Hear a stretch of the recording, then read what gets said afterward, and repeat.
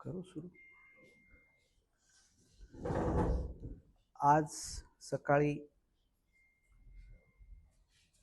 महाराष्ट्राचे उपमुख्यमंत्री तथा आपले नेते, माझे मार्गदर्शक सन्माननीय अजितदादा पवार यांच्या विमानाच्या दुर्घटनेची बातमी कळाली आणि नंतर सर्व काही माहिती घेत असताना असं समजलं की त्यांना या दुर्घटनेत आपलं जीव गमावा लागलेला आहे.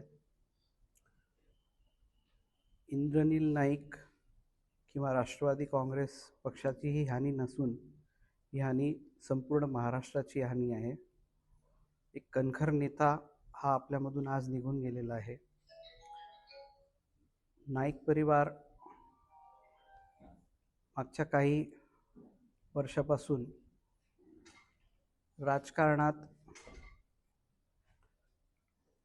थोडी स्ट्रगल करण्याची भूमिका अशी आपल्याला बघायला मिळाली होती आणि सन्माननीय अजितदादांनी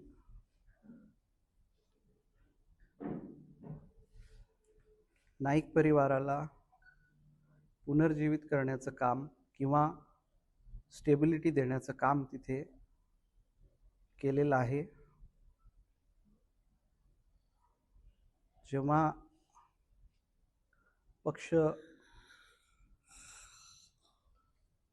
2023 मध्ये पक्ष कसं राहील आणि पक्ष कसं फुटेल, तेव्हा मला लक्षात आहे की सन्माननीय लोकनेते मनोहर भाऊ आणि मोहिनी यांचा आग्रह होता की दादा आपल्या पाठीशी खंबीरपणे नेहमीच उभे होते आणि आपल्याला दादांच्या पाठीशी उभं राहायला पाहिजे.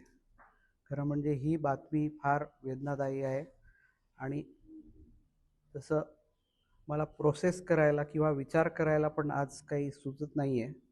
सर्वप्रथम तर आम्ही दादांचं तिथे जाऊन दर्शन घेणार आहे. त्यानंतर